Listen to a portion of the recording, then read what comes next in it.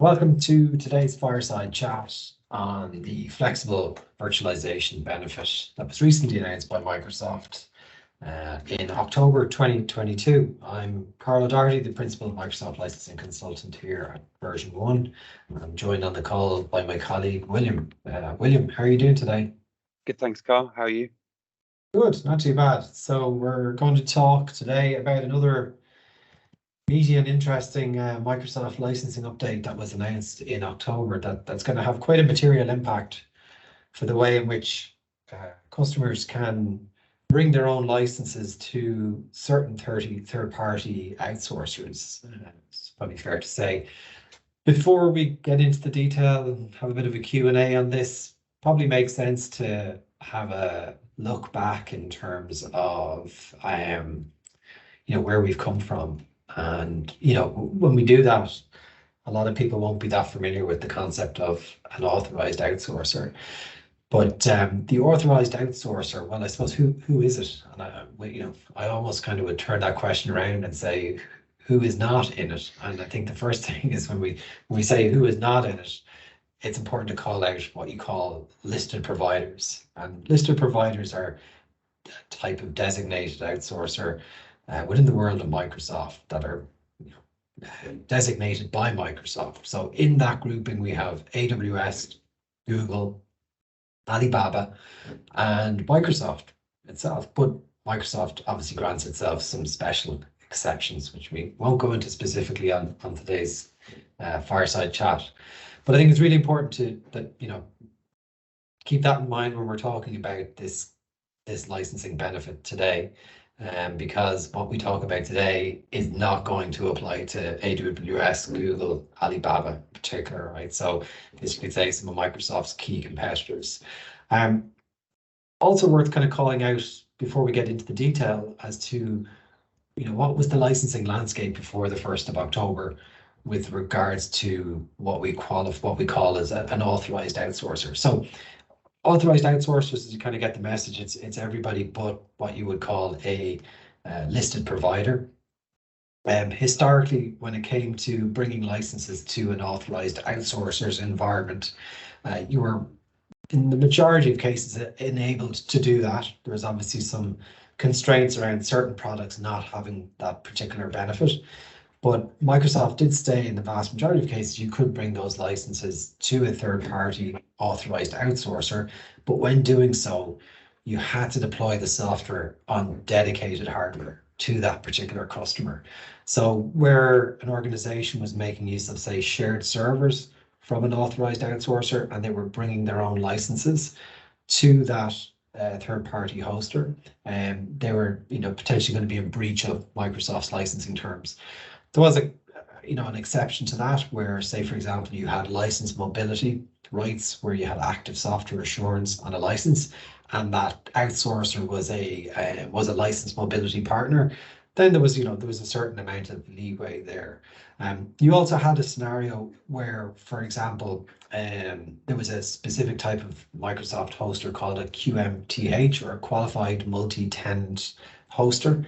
And these were a special type of outsourcer that were in effect authorized by Microsoft to allow them to host Windows virtual desktops and Microsoft 365 apps, installed, again here with key terminologies, within multi-tenant environments. So before the 1st of October 2022, quite restrictive, as we said, with regards to a couple of key things. One, the types of products that you could bring, and two, the types of servers that you could deploy them on. Being dedicated servers is the key piece of terminology there. So from the 1st of October 2022, William, what's changed? What's changed?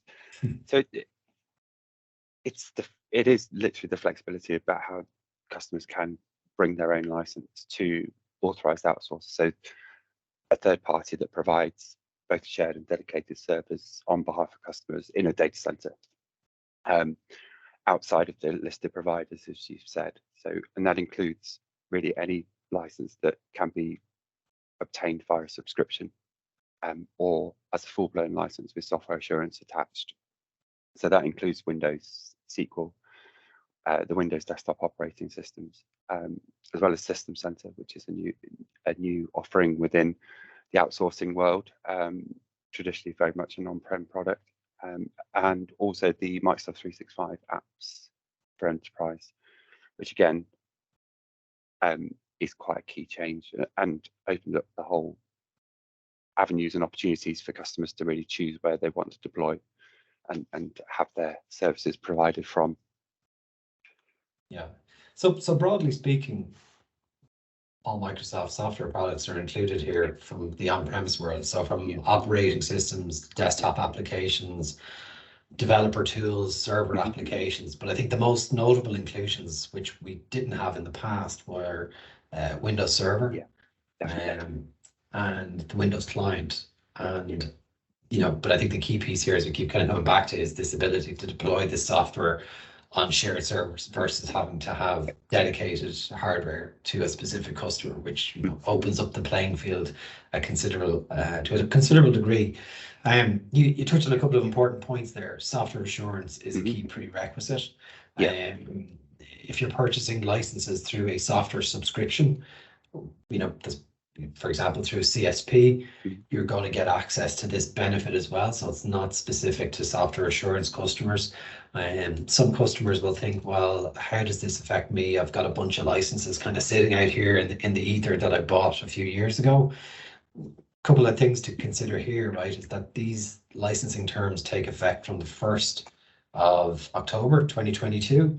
And a key prerequisite is having an active software subscription or having software assurance attached to that license. So if you've got a bunch of old licenses from the on-premise world that you're looking to bring to an authorized outsourcer, unless they've got that SA in place, you're going to be falling outside of Microsoft's licensing terms. So it's really important that you don't confuse the two rules in terms of old rules and new rules, particularly where you've got a batch of on-prem licenses that might be just sitting there in the corner that you think you might be able to reuse. So that SA piece is key, and the software subscription piece is key. Another couple of interesting things I saw from the announcement is that that might confuse people when they think like, well, does this change the way the product is licensed when I bring it to an outsourcer?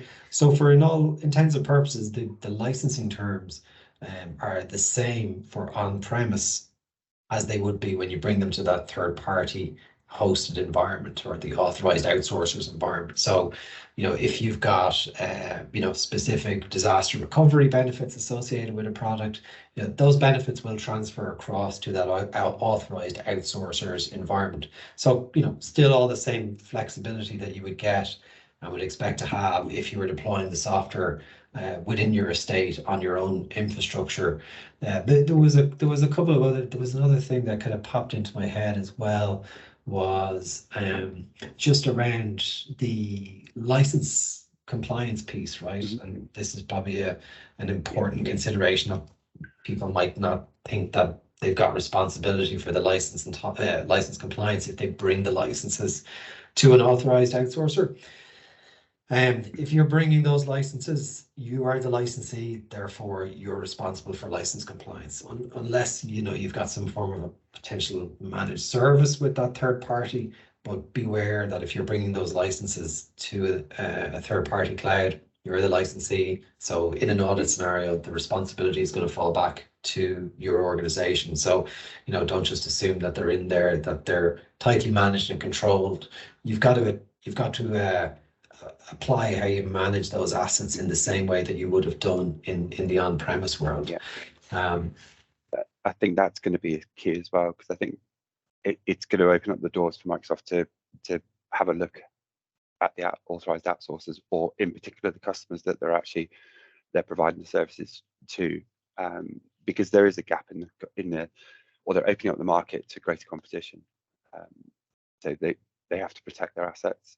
And how to do that is to increase potentially the frequency of audits or the number of audits that they may carry out, just to ensure that authorized outsourcers, whilst they're not wholly responsible and the customer is, that everyone's playing ball. Yeah, and sometimes there can be a fall down in terms of who's responsible for the licensing. So, top tip in terms of how you ensure that doesn't get left to one side is that, don't assume cloud equals license compliance. That, when building out contracts with those third-party providers, if it is a managed service, is there a software asset management component to that managed service, and who has responsibility over that? Because sometimes it's not through malicious intent. Oftentimes these things can just fall through the cracks, right? Yeah. And then all of a sudden it becomes an issue if the customer is faced with an audit. So license mobility, then, this kind of sounds all very familiar, right? And sounds very, very like license mobility. What's your take on that? Well, it is similar to license mobility through software assurance in that it permits deployment to the cloud. However, it's different in the fact that it applies to many products that are not covered by license mobility through software assurance. And it's also available to more customers, I suppose is the way to look at it. License mobility through software assurance requires customers to use authorized mobility partners, another layer of complexity and bureaucracy. However, when they deploy under the flexible virtualization benefit, customers generally have the same rights as they would have on premise. Yeah, I think that's fair to say. So like license mobility, if you look at the product terms, it covers a specific subset of products, and it doesn't cover the broad range of products that this new virtualization flexibility has given customers. So it's really important that you differentiate between the two. I think also, you're still going to have a need for license mobility in certain scenarios, particularly around listed providers. So if you're, for example, if you're using AWS, license mobility exists within AWS in shared tenancy or on dedicated hosts. So, it still gives you an avenue to bring your own licenses in a very constructive and cost-effective way to those listed providers like AWS. So I think, there's still a position for license mobility in the market. I think what will be interesting to see is, over time, what's the reaction from those listed providers? Will Microsoft open up the playing field a little bit more and provide the same layer of flexibility that they've applied to the authorized outsourcer community? Or will they increase that listed provider list beyond the who knows? Yeah. Who knows? Yeah. So quite a lot to take in. We're going to push out a blog to support today's fireside chat. If you are considering moving your Microsoft licenses to a third-party hosted provider, definitely would say reach out to contact us. It's definitely worth having a conversation or conducting an exercise before migration to understand all of the intricacies and the pitfalls associated with BYOL. BYOL can be a minefield. I think, though, that this announcement from Microsoft is welcome in terms of it being able to break down some of the historical complexities and constraints, yeah, exactly, of bringing your own licenses to an outsourcer. But as we've discussed today, there's lots of nuances there that need to be explored. So do feel free to reach out to us and ask us any questions you might have off the back of today's fireside chat. Until next time, we will see you on our next fireside chats over the coming couple of weeks. Take care. Thanks, William. Thanks. Bye.